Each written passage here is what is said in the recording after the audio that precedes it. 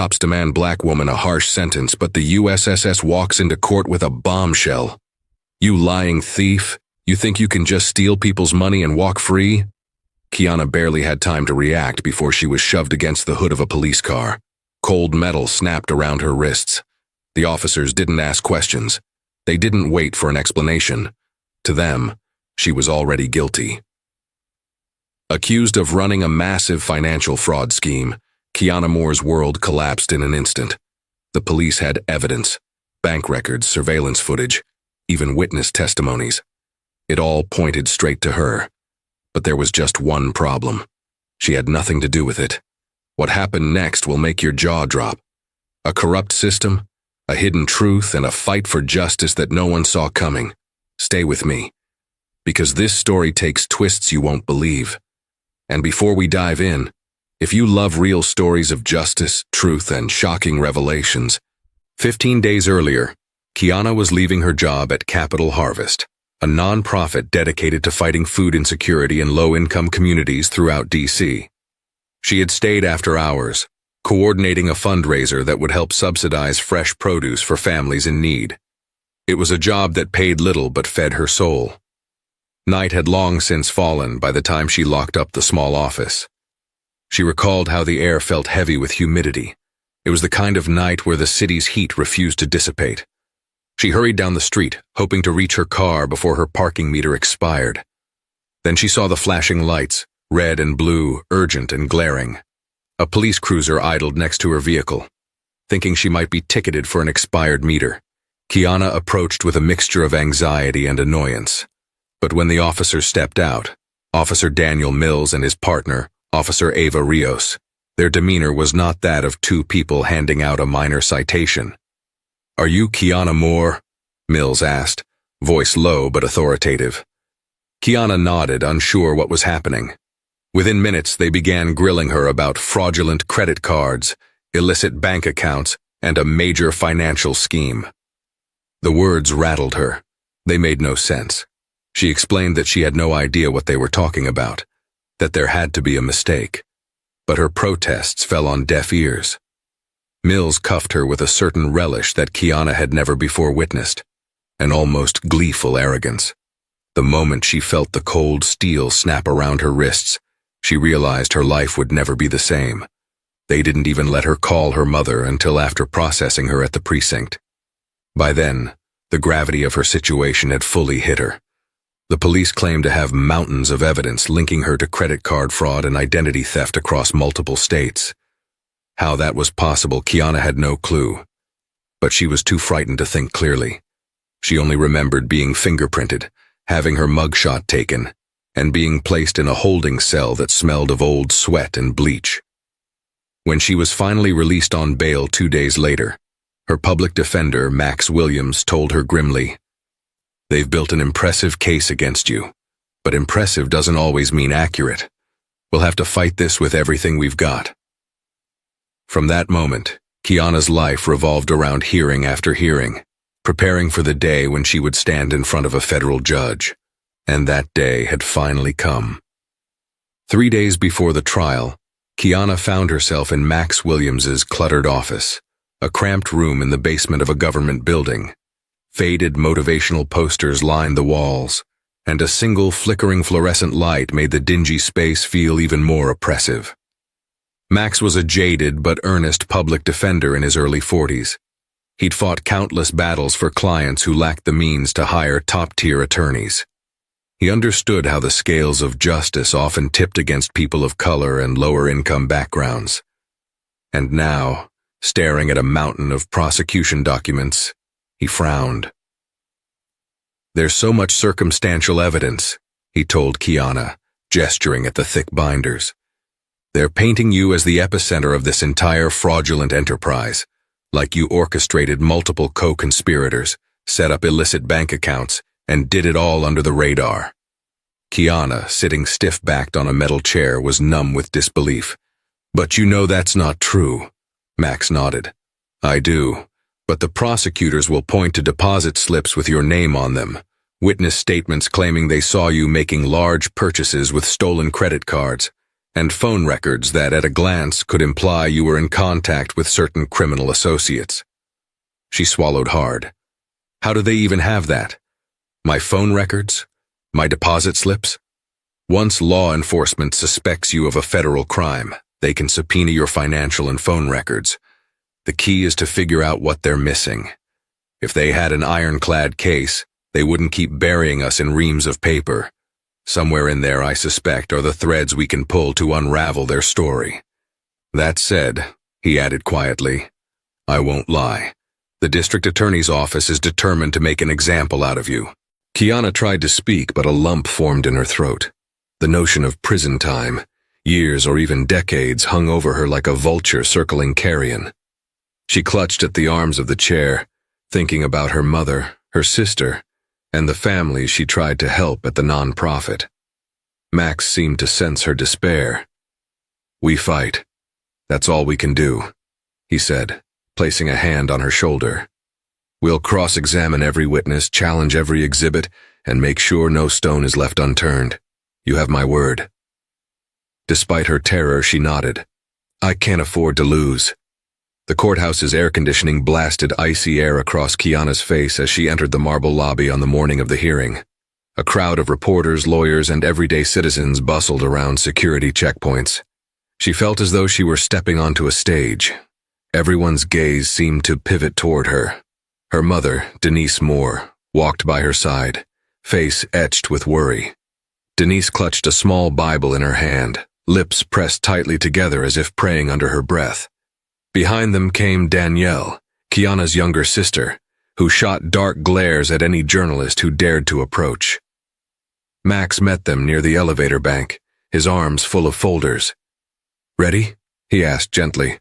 As ready as I'll ever be, Kiana murmured. They boarded an elevator headed for the third floor, where Judge Rebecca Delacroix would preside. Kiana had only heard bits and pieces about Delacroix, a tough jurist known for her no-nonsense approach and her impatience for grandstanding attorneys. But, also rumored to be fair, a trait Kiana prayed would manifest during her trial. Once inside the courtroom, Kiana inhaled sharply. The pew-like benches, the looming judge's bench, the seal of the U.S. courts on the wall. It all felt surreal. She took a seat at the defense table, glancing at Max for reassurance. Across the aisle, 2 men and 1 woman comprised the prosecution team. Leading them was Assistant District Attorney Heather Lang, an ambitious attorney rumored to be eyeing a run for higher office. Next to her sat Officer Mills and Officer Rios. Mills wore a self-assured smirk, while Rios busied herself fidgeting with a pen. Kiana's mind buzzed with dread. They looked so sure of themselves. When court opened, ADA Lang stood for the prosecution's opening statement. She approached the jury box, which, for the moment, held only potential jurors during pre-trial motions, and cleared her throat with theatrical deliberation. Good morning, Your Honor, and good morning to everyone in this courtroom, she began, her voice carrying a certain polished confidence. We are here today to address a grave matter of financial fraud, identity theft, and conspiracy. The defendant, Miss Kiana Moore, orchestrated a sprawling credit card scheme that defrauded innocent citizens, banks, and businesses of thousands, if not tens of thousands of dollars. Lang moved toward a large digital screen set up by the prosecution table. She flicked through slides that displayed images of credit cards, bank statements, and snapshots of an individual at ATMs, although the images were somewhat grainy. We have compelling evidence that Miss Moore conspired with others to steal identities, open fraudulent accounts, and personally profit from these crimes. The question before us is not whether she did it, but how systematically and intentionally she executed this fraud. A hush fell over the room as she concluded, We will demonstrate that Miss Moore is the linchpin, the mastermind of this operation, and that a harsh sentence is warranted to protect the public from further harm. With that, ADA Lang returned to her seat. Kiana's face burned. Mastermind, she whispered bitterly. The term felt ludicrous given her modest life. Max stood, buttoned his suit jacket, and walked to the front for the defense's opening statement. His voice, though not as theatrically trained as Lang's, held steady compassion. Ladies and gentlemen, the prosecution calls Miss Moore a mastermind of fraud. But ask yourselves, what actual proof do they have? What you'll see today is a patchwork of circumstantial evidence and contradictory statements from so-called witnesses who think they saw Miss Moore. But keep in mind, the burden rests with the prosecution to prove guilt beyond a reasonable doubt. He paused, scanning the faces in the gallery. There are glaring inconsistencies in the government's account, and we will methodically highlight them. We intend to show that Miss Moore is not the criminal genius the prosecution depicts. She is rather a victim of mistaken identity and possibly worse. Here Max let the sentence hang, drawing attention to the possibility of police misconduct without directly accusing them just yet. His eyes flicked to Kiana, then back to the judge.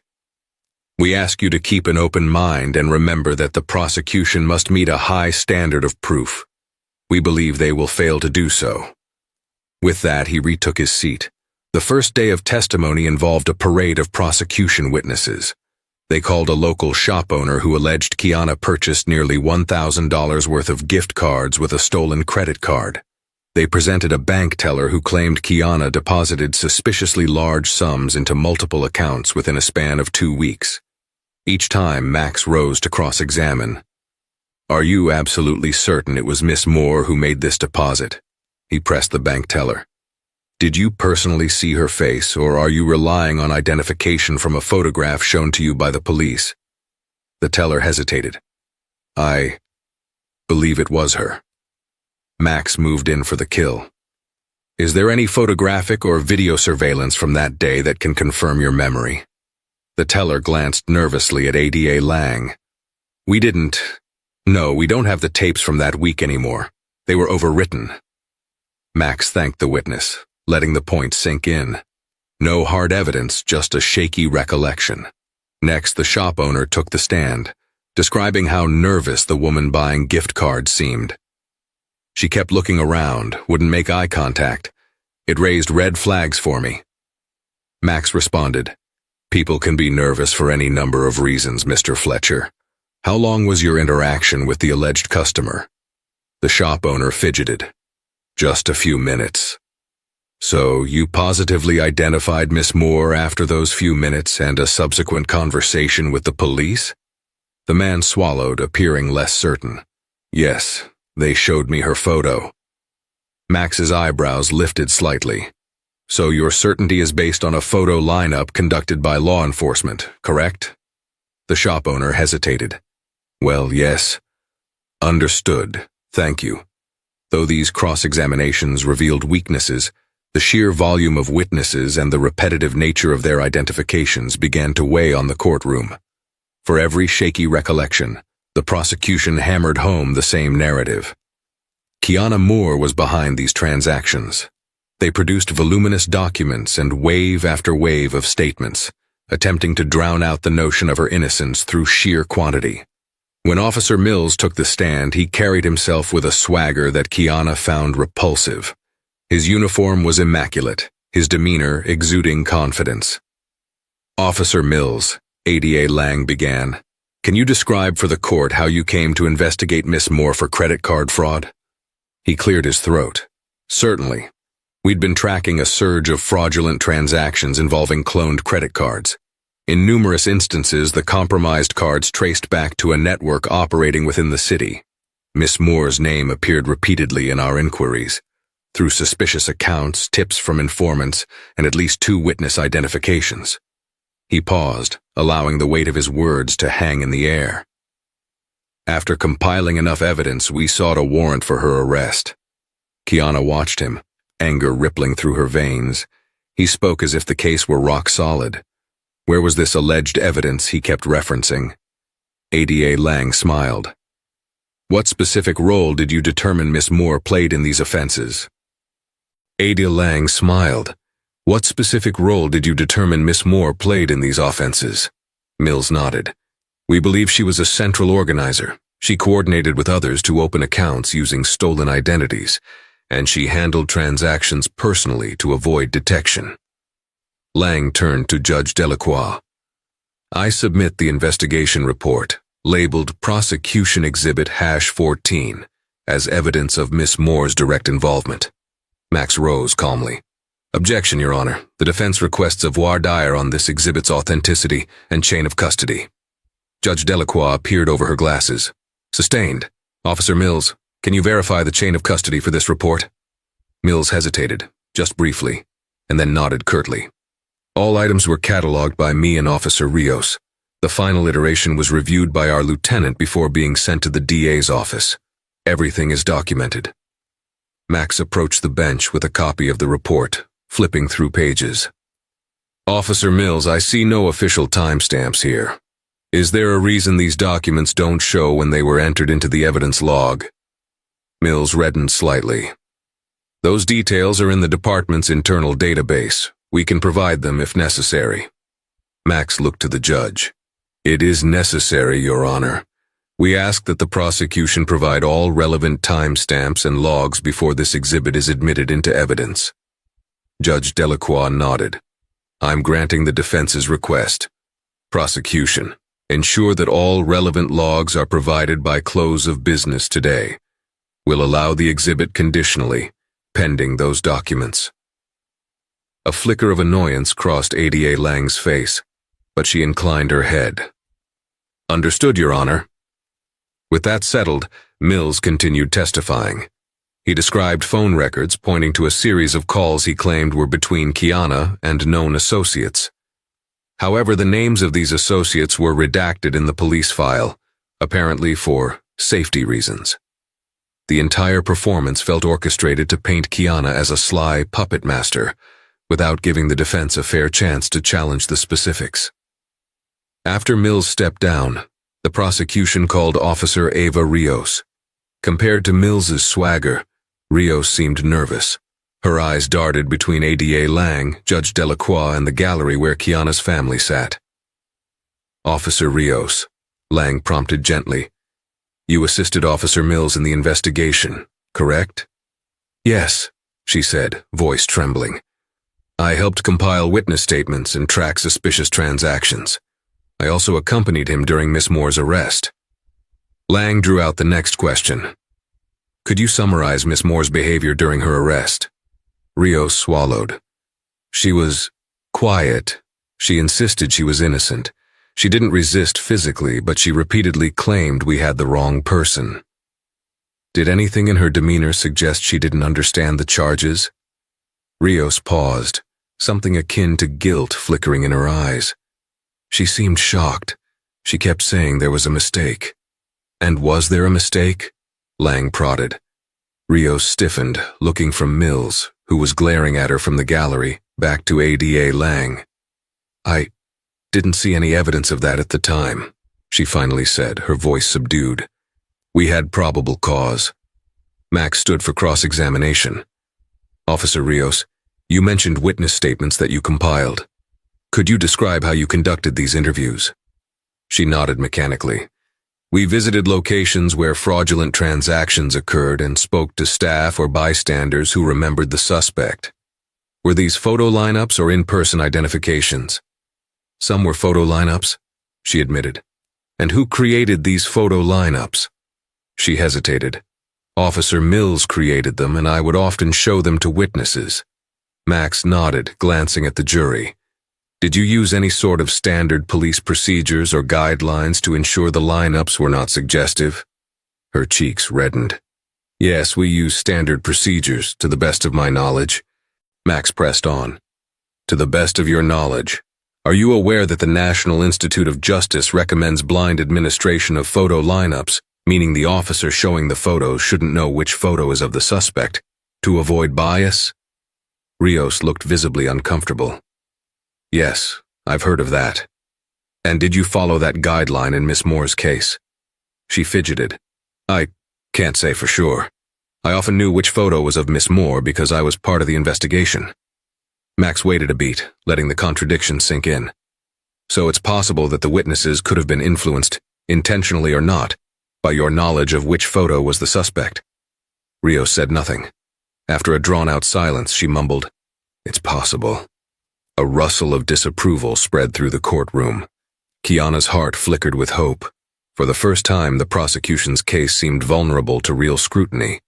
The next recess found Kiana pacing a small lounge area outside the courtroom. Her mother and sister tried to comfort her, but she was too tense to sit still. Max approached, looking pensive. I noticed Officer Rios's reactions. She's uncomfortable, as if she's holding back. There's tension between her and Mills.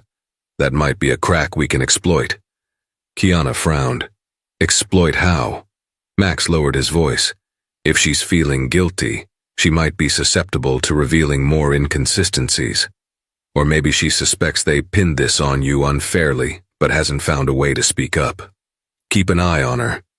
Kiana nodded, though the idea of people exploiting guilt about her false prosecution made her stomach twist. Still, if that was what it took to clear her name, so be it. Nearby, Officer Mills stood by a vending machine, glaring in Kiana's direction. The intimidation was palpable. She felt her skin prickle under his gaze. He seemed almost smug, as if certain that no matter what the defense did, the system would side with law enforcement. When court reconvened, ADA Lang introduced financial expert Daniel Corbett, who specialized in analyzing transaction patterns. Corbett took the stand with an assured air, adjusting his tie before launching into a technical explanation of how the fraudulent activity was traced. After analyzing multiple clusters of credit card charges, Corbett said, we correlated purchase timestamps with local ATM surveillance. In several cases, the suspect wearing a hooded sweatshirt or a cap entered ATM vestibules just minutes after these fraudulent purchases. We believe the suspect to be Miss Moore. Max leapt to his feet. Objection, Your Honor. The witness is making a direct identification without sufficient personal knowledge. Judge Delacroix nodded. Sustained. Mr. Corbett, you may testify to your findings but refrain from personal identification unless you have first-hand evidence. Corbett nodded. Understood, Your Honor. Let me clarify. In our analysis, the same phone number was often used to set up text alerts for these accounts. The phone number is registered to Miss Moore's address. Kiana's heart hammered. She remembered losing her phone months ago. Had someone used her phone number or ported it to a new SIM card? She'd told the police as much, but they had seemingly dismissed that possibility. The prosecution displayed a colorful chart on the overhead monitors, illustrating how multiple purchases and deposits clustered around Kiana's phone number. While the data looked damning, Max noticed a glaring omission. They didn't show the IP addresses or device details. During cross-examination, Max pounced. Mr. Corbett, are you aware that phone numbers can be spoofed or that phone service can be transferred to different devices using publicly available software? Corbett paused. I'm aware that it's technically possible, but it's not common. Max continued. In your report, did you account for the possibility that Miss Moore's phone number could have been compromised? Corbett shrugged. We didn't see a direct indication of that in the billing records. Max gave a grim smile. But you also didn't investigate thoroughly, correct? Corbett's jaw tightened. We looked at the data we had.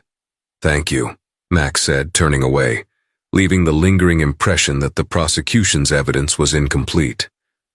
The following day, the prosecution called additional witnesses, mostly small business owners and bank employees repeating the same story. They believed they saw Kiana, or someone who looked like her, participating in fraudulent activities. Yet each cross-examination by Max chipped away at their certainty. Memories seemed foggy, dates blurred. It became clear that law enforcement had helped many of these witnesses identify Kiana from a limited pool of photographs. In the corridor outside the courtroom, Kiana overheard a hushed argument between Officer Mills and Officer Rios. Mills hissed, "You'd better stick to the story or you'll regret it."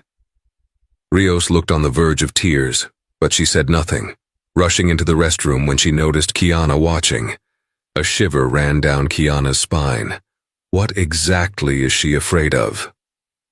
Later that afternoon, an unexpected twist occurred. One of the courthouse clerks discreetly approached Max.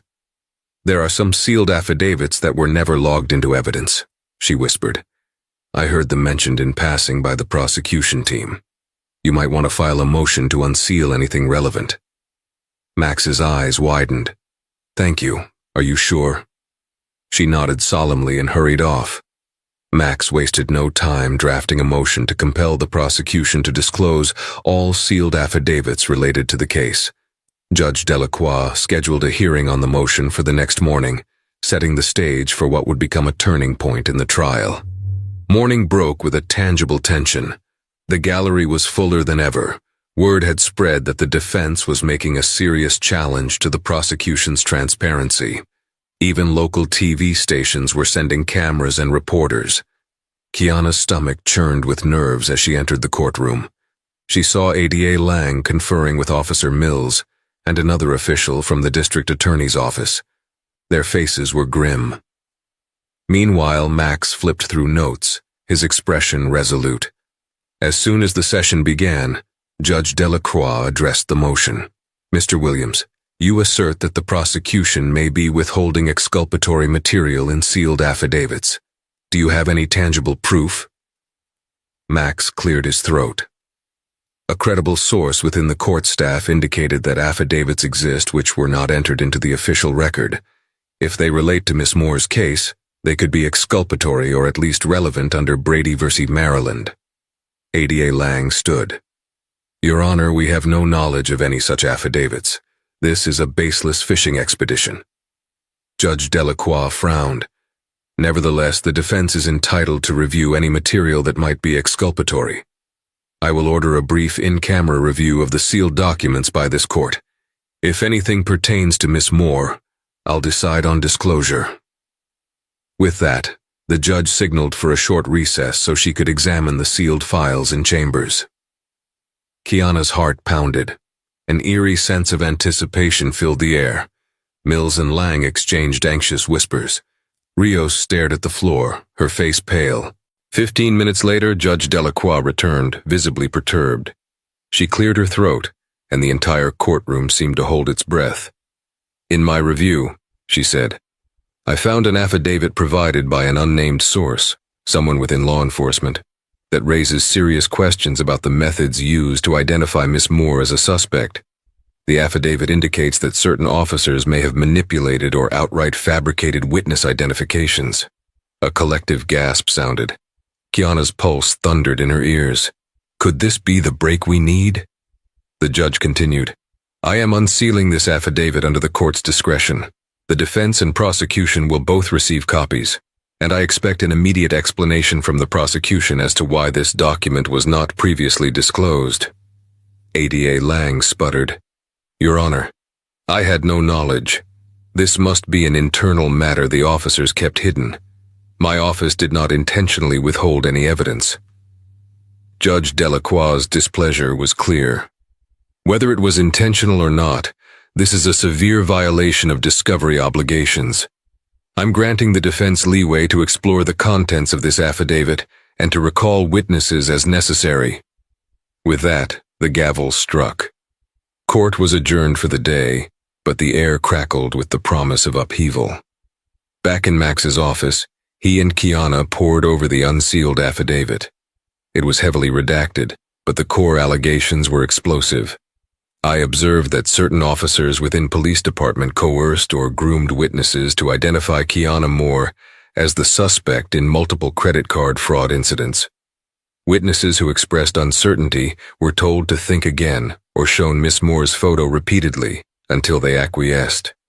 Some deposit slips alleged to be in Miss Moore's name were never conclusively verified by forensic handwriting experts, despite departmental policy requiring such verification in major fraud cases. The statement went on to mention internal emails referencing Miss Moore as a convenient suspect, with explicit instructions to shut down any inquiries about alternative leads. Kiana felt both relieved and furious. So they knew, she said, voice quivering with rage. They knew I wasn't the right person, but they pinned this on me anyway. Max set the affidavit on the desk. It certainly seems that way. The question is, who wrote this, and can we get them to testify? Kiana swallowed. Do you think they'd risk coming forward publicly? Max exhaled. Hard to say. Whistleblowers in police departments often face retaliation, but we might not need them to appear if we can prove the statements are true. This gives us a strong footing to argue the entire investigation is tainted. Kiana's eyes brimmed with tears. "Thank you," she managed, wiping them away. "I was starting to lose hope." He nodded, patting her hand gently. "We've still got a fight ahead of us, but we have something we didn't have before, a path to discredit the core of their case." Armed with the new affidavit, Max moved to recall Officer Mills and Officer Rios to the stand under new subpoenas. ADA Lang objected vehemently, accusing the defense of grandstanding and wasting the court's time. But Judge Delacroix overruled, stating that in light of the newly unsealed document, it was imperative to question the officers again. Kiana felt her pulse quicken when Mills re-entered the witness box. He seemed more tense than before, his bravado tempered. As soon as he was sworn in, Max approached.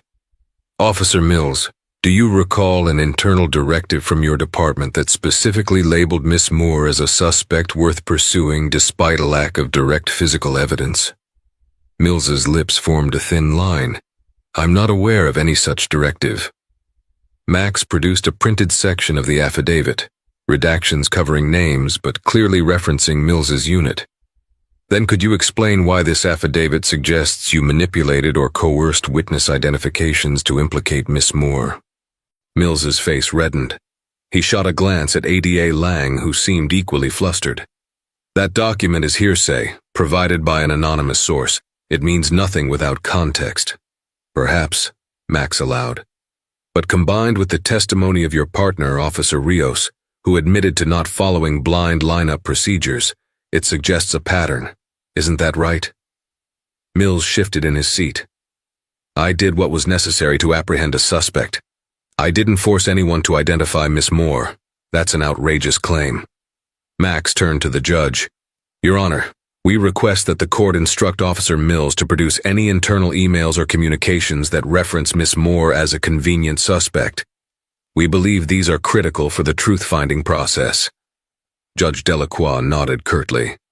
"Officer Mills, you are hereby ordered to submit all relevant communications from your departmental email and any inter-office memos concerning Miss Moore immediately." A flicker of alarm crossed Mills's features. Still, he responded with a terse, "Yes, Your Honor." Next, Officer Rios was recalled. She took the stand, hands visibly shaking. Ada Lang seemed to hold her breath, as if afraid of what Rios might say. Max walked up to the witness box, gaze steady. "Officer Rios, you previously testified that you administered some of the photo lineups and that standard blind procedures may not have been followed. Is that correct?" Her voice emerged as a whisper. "Yes." He nodded. "In light of this newly revealed affidavit, do you have any additional information about how Miss Moore became the primary focus of your investigation, despite the lack of direct physical evidence tying her to the crime?" She glanced at Mills, who was glaring daggers from the gallery. After an agonizing pause, she spoke, voice trembling. I had doubts. We collected statements from some witnesses who said the suspect was taller or heavier than Miss Moore, but Officer Mills insisted those statements were unreliable. Then we got the tip about Miss Moore's phone number. After that, it was like all other avenues stopped being explored. A ripple of whispers tore through the courtroom. Max leaned in. "Are you suggesting that Officer Mills deliberately ignored or dismissed contradictory witness descriptions?" Rios nodded, tears pooling in her eyes. "Yes," she whispered. "He said we needed to close this case quickly. There was a lot of pressure from the top. When I tried to bring up the discrepancies, he told me to keep quiet if I knew what was good for me."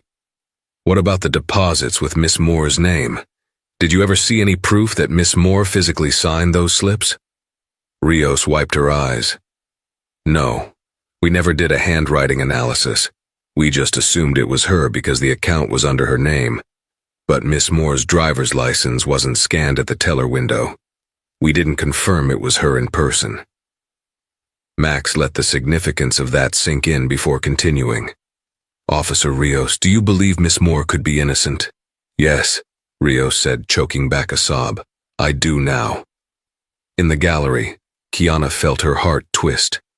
This confession was both validating and heartbreaking, proof that an officer had likely known the truth but stayed silent out of fear. Judge Delacroix's face was impassive, but her eyes flashed with anger, clearly outraged at the revelation. ADA Lang stood looking furious. "Objection, Your Honor. Officer Rios's beliefs about the defendant's guilt or innocence are not relevant. She isn't an expert." Judge Delacroix shook her head. "Overruled.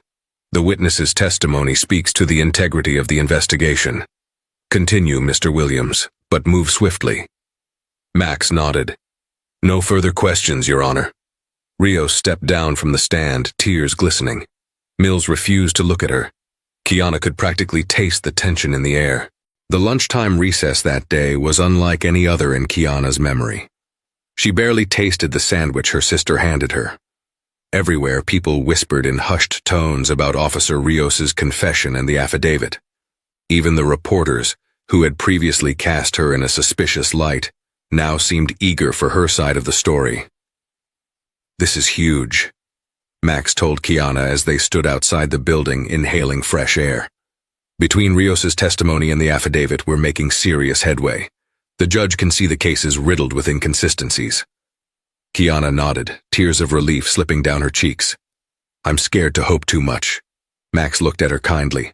"Keep the faith, and keep an eye out. There might be more unexpected turns." They returned to the courtroom where ADA Lang appeared ready to salvage what remained of her case. She moved on to call a forensic specialist who claimed that traces of Kiana's digital information were found linked to certain fraudulent card applications. But Max, now armed with Rios's admissions, hammered the specialist on cross-examination about whether those digital traces could have been part of an identity theft scheme. "Yes, it's possible," the specialist finally conceded, "but not highly probable in my personal opinion." "Your personal opinion is not evidence," Max reminded the court. "Just speculation." The cross-examination ended with the specialist looking deflated. The once confident posture of the prosecution now looked battered and uncertain. With the prosecution's case wobbling, a stir in the back of the courtroom drew everyone's attention. A tall, solemn man in a dark suit stepped inside, flanked by two more individuals dressed similarly. Their polished shoes clicked loudly on the marble floor. They wore badges that read, U.S. Secret Service. Agent Robert Mitchell, the man in front, quietly took a seat behind the defense table. He didn't say a word, but his presence alone caused a wave of curiosity. Even Judge Delacroix leaned forward, eyeing him with a mix of intrigue and caution. Kiana exchanged looks with Max, who shrugged, perplexed by the federal agent's unexpected arrival. ADA Lang frowned, clearly uneasy. Officer Mills looked downright alarmed. Once the day's proceedings ended, Agent Mitchell approached Kiana and Max. "May I speak with you in private?" Max hesitated, glancing at Kiana for approval. She nodded, and they stepped into a side hallway. Mitchell introduced himself formally. "I'm Agent Robert Mitchell with the U.S. Secret Service Financial Crimes Division. We've been working on a multi-state ring of identity thieves. Your name, Miss Moore, popped up in our data, but not as a suspect. Rather, we believe you were a victim of identity theft." Kiana's breath caught. "Victim?" Mitchell nodded. "Yes, the phone number that local police tied to you actually first appeared in a data breach we've been tracking. We suspect a criminal group used your personal information, likely gleaned from a stolen or cloned phone, to open fraudulent accounts.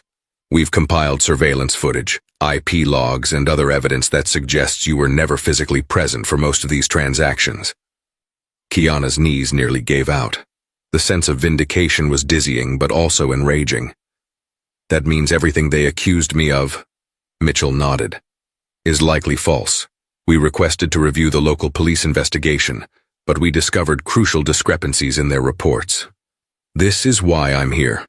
I plan to provide the court with the evidence we have, as it directly impacts your case. Believe me, we don't typically involve ourselves in local investigations, but this situation demands it." Max's eyes lit with cautious excitement. We're set to reconvene tomorrow morning. If you can testify. Mitchell cut him off gently. We can do more than that. We have tangible proof that Miss Moore's identity was compromised months ago. It should exonerate her fully. Kiana stared at him, her voice barely above a whisper. Thank you. I can't believe this is happening. Mitchell offered a sympathetic smile. I only wish it had happened sooner. The next morning, the atmosphere was electric. The prosecution, clearly rattled, tried to push forward with additional minor witnesses, bank employees who'd mentioned seeing someone who might match Kiana's description. But the entire courtroom's attention remained fixed on Agent Mitchell and his colleagues, who sat quietly until the judge recognized them. Finally, Max rose and formally requested the court's permission to call Agent Robert Mitchell as a defense witness. ADA Lang objected, claiming this was last minute and could disrupt the trial. Judge Delacroix overruled, stating that the pursuit of truth outweighed procedural inconvenience. Agent Mitchell took the stand, looking every bit the methodical professional. After the court clerk administered the oath, Max began direct examination. Agent Mitchell, please state your role and involvement in financial crime investigations. In the U.S. Secret Service, I specialize in uncovering complex identity theft and credit card fraud rings.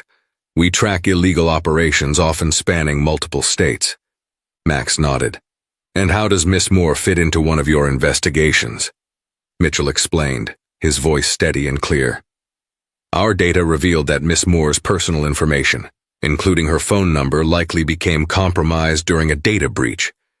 We discovered fraudulent credit card accounts opened under her identity in Philadelphia, Baltimore, and New York, often used within hours of each other. He paused to let that sink in. The local police's theory that Miss Moore physically traveled to all these locations to make purchases is not supported by our timeline or the surveillance we've gathered. At that, he inserted a USB drive into the court's display system. A monitor showed side-by-side images of a woman at an ATM in Philadelphia and another wearing a hooded sweatshirt in Baltimore. Both images were time-stamped. Observe the height measurements relative to the ATM keypad, Mitchell pointed out, and the broadness of the shoulders. Both differ significantly from Miss Moore's known physical stats. We used advanced facial recognition algorithms that only returned a 38% match to Miss Moore, far below the threshold for positive identification. A stunned silence took hold of the courtroom. Even the judge seemed riveted. Max asked, So is it your professional opinion that Miss Moore was not the individual conducting these transactions? Mitchell nodded. That's correct. Ada Lang was practically squirming as she rose for cross-examination. Her tone was clipped. Agent Mitchell, are you aware that Miss Moore's phone number appears repeatedly in bank security logs corresponding to these fraudulent deposits? He replied calmly, Yes, which is the hallmark of identity theft. Her phone number and other personal details were likely spoofed or cloned. Lang pressed on. Isn't it possible Miss Moore was working with co-conspirators, lending them her phone or using multiple devices to throw off investigators? Mitchell didn't flinch. We found no evidence of Miss Moore's direct involvement. In fact, her official phone records show no data usage consistent with the transaction timestamps. Instead, we see that the phone number was ported to another device, one that Miss Moore did not own. Lang attempted a new angle. Could you have made an error? Identity theft investigations can be complex, and maybe you missed something. Mitchell smiled politely, exuding confidence. We cross-referenced multiple databases and conducted interviews with informants. The suspect is part of a known ring that used Miss Moore's details. Our investigation is ongoing, but I'm quite certain Miss Moore is not a perpetrator. He turned to the judge. I'm prepared to submit copies of our digital forensic analysis and internal memos. This should clarify the matter for the court. Lang's face hardened. Realizing the damage, she switched tactics. No further questions, she mumbled, stepping away. The gallery buzzed. Kiana saw the color drain from Mills's face. Officer Rios sat at the edge of the bench, eyes downcast. Judge Delacroix, however, was unreadable. She simply said, I will allow the defense to admit these documents. Court is adjourned for a short recess while I review them. A crescendo of chatter erupted as spectators rose to stretch their legs. Kiana found herself wiping tears of relief. Finally, proof. When court reconvened, the judge's expression was grimly resolute. She peered over her glasses at the assembled parties. "I've examined the Secret Service's evidence," she said. "It is extensive and highly suggestive that Miss Moore did not commit the fraud for which she's been charged. Furthermore, it raises serious concerns about the thoroughness and possibly the integrity of the local police investigation." A hush fell over the courtroom. In the back, a cluster of reporters scribbled furiously in their notepads. Judge Delacroix continued. "Given these revelations, Miss Lang, I assume the prosecution would like a chance to reassess its position." Ada Lang stood, her voice subdued. "Yes, Your Honor. The District Attorney's Office needs time to reconcile this new information and determine if we can still proceed with the case." Max rose immediately. "Your Honor, I move for immediate dismissal of all charges against Miss Moore. This new evidence exonerates her." Lang bristled. "We don't agree that it fully exonerates her. We just learned of it." Judge Delacroix held up a hand, silencing the argument. "I will give the prosecution until the end of the day to decide whether they can proceed or if they will dismiss. Any attempt to prolong this without strong justification will be denied. We are talking about a defendant's liberty here." With that, the judge declared a recess until the afternoon, giving the district attorney's office a brief window to review Agent Mitchell's materials. During the recess, Kiana stepped into the hallway, escorted by her sister and mother. The sense of relief was palpable, but so was the tension. Officers Mills and Rios stood by a water fountain. Mills was whispering angrily, though Rios seemed to be ignoring him, shoulders hunched. At the opposite end of the hall, Ada Lang conferred with a high-ranking official from the DA's office. Their expressions were grim.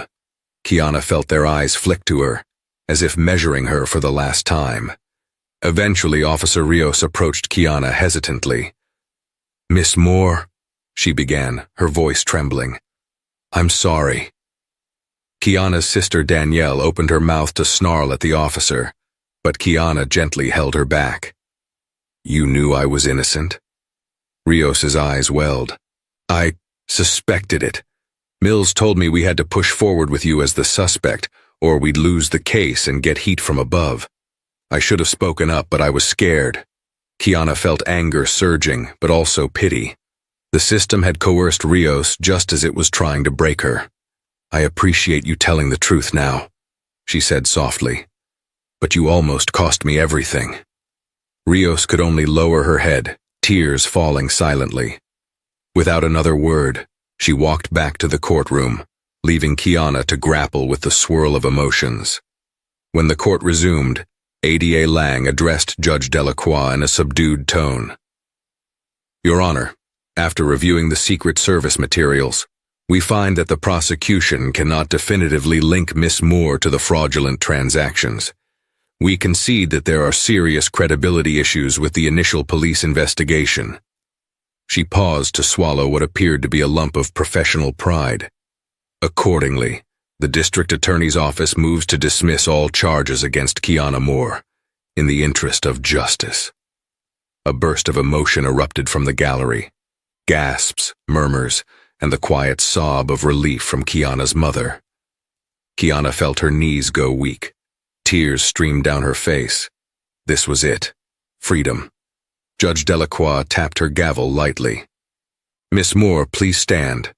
Kiana stood, heart hammering. "Based on the prosecution's motion and the evidence presented, this court dismisses all charges against you with prejudice.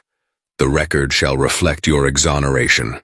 Furthermore, I will be recommending that the Department of Justice and Internal Affairs undertake a thorough review of the police conduct in this case." The judge's stern gaze flicked to Officer Mills, who slumped in his seat, and then to Rios, who stared at the floor. "We cannot tolerate any law enforcement behavior that undermines justice or leads to wrongful accusations." With a final rap of the gavel, Judge Delacroix declared the case closed. Within minutes of the dismissal, The courtroom transformed into a chaotic swirl of relief and outrage. Half the reporters rushed to Kiana, microphones raised. Others cornered ADA Lang or Officer Mills for a statement. Kiana's mother wept openly, hugging her daughter as Danielle joined them. Max looked near tears himself, though he tried to maintain a professional composure. "Justice is served," he whispered, patting Kiana on the back. "At last." Outside on the courthouse steps, a swarm of cameras and journalists clamored for Kiana's perspective. She stood there, the sunlight feeling warmer than it had in weeks, feeling as if she'd just emerged from a dark tunnel. "I'm relieved," she managed, her voice shaky. "I'm grateful to Agent Mitchell and the Secret Service for bringing the truth to light. But I'm also angry. Angry that I was ever here in the first place, that local police decided to make me a scapegoat." Reporters jotted notes feverishly. One asked, "Miss Moore, will you pursue legal action against the police department?" Kiana hesitated, glancing at Max. He nodded slightly, indicating that was an option. "I might," she said, determination in her voice. "I lost my livelihood, my peace of mind, and my reputation was dragged through the mud. Something needs to change so this doesn't happen to anyone else." In the ensuing weeks, the scandal rocked the local police department. Internal Affairs launched a probe into Officer Mills, discovering multiple instances where he disregarded exculpatory leads to boost his clearance rate. He was placed on administrative leave, and rumors swirled that criminal charges, possibly obstruction of justice, were forthcoming. Officer Rios, in an attempt to atone, cooperated fully with investigators.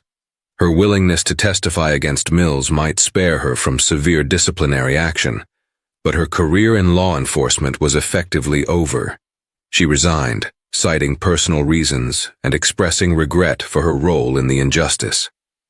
ADA Lang faced her own reckoning. Though she claimed ignorance of the withheld evidence, the public outcry demanded accountability.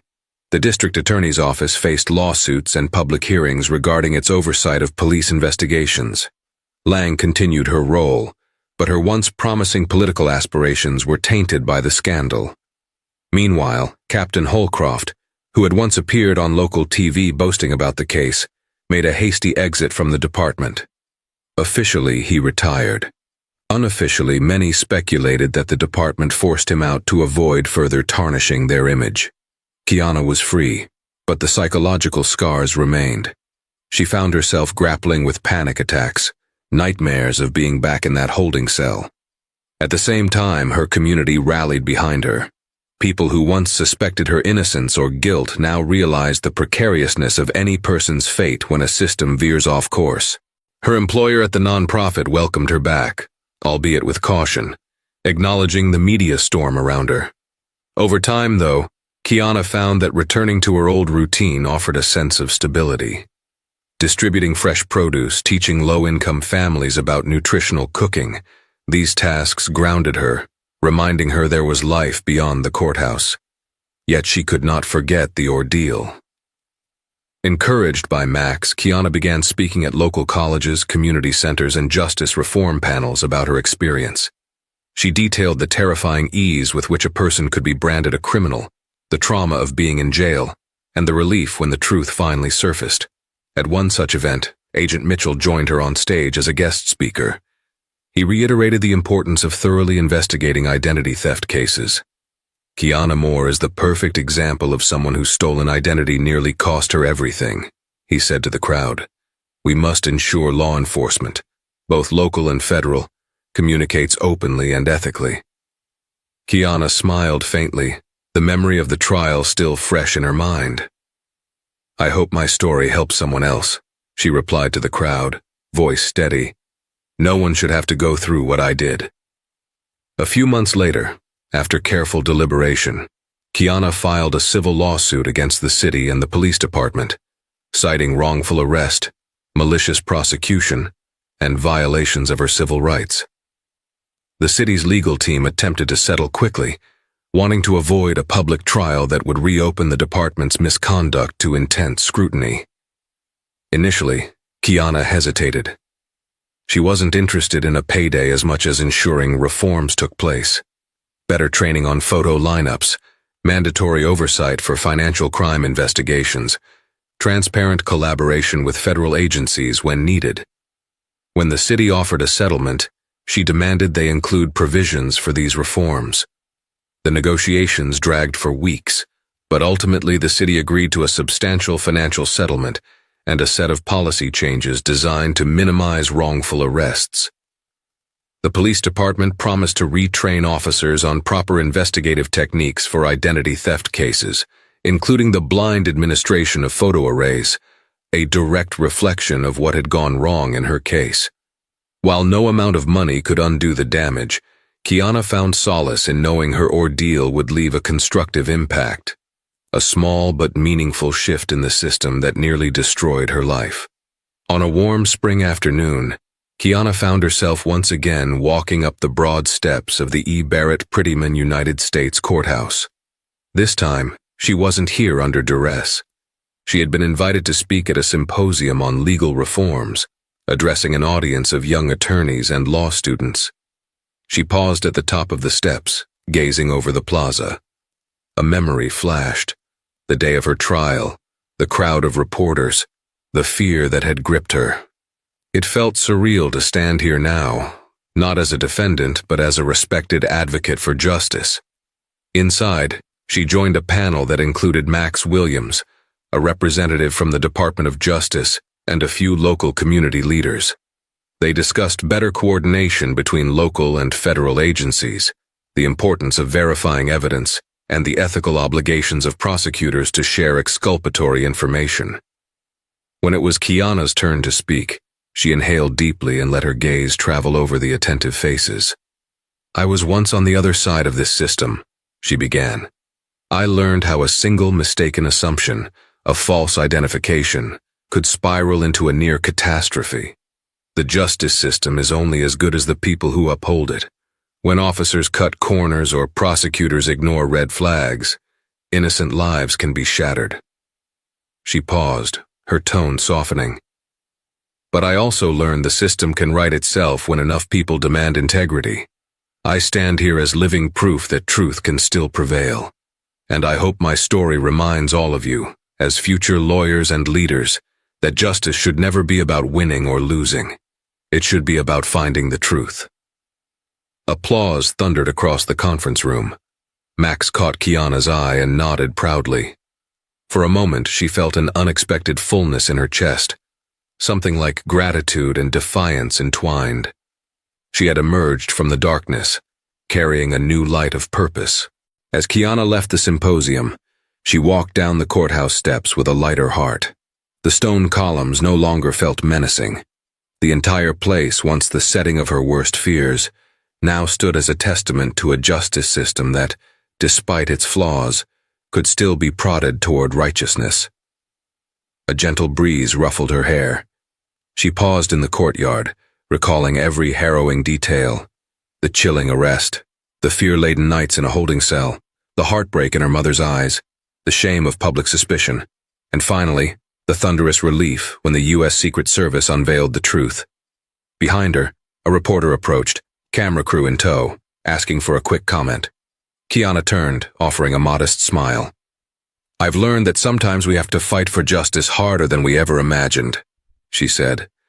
"But that fight is worth it, and if it can change even one life beyond my own, then none of what I went through will have been in vain." The reporter nodded, turning off the camera. As Kiana continued across the courtyard, she felt the intangible weight of her ordeal slowly lifting. In its place was a profound sense of purpose. She would never be the same, but she was, in many ways, stronger. A woman who had faced the full force of injustice, and not only survived but forced the truth to the surface.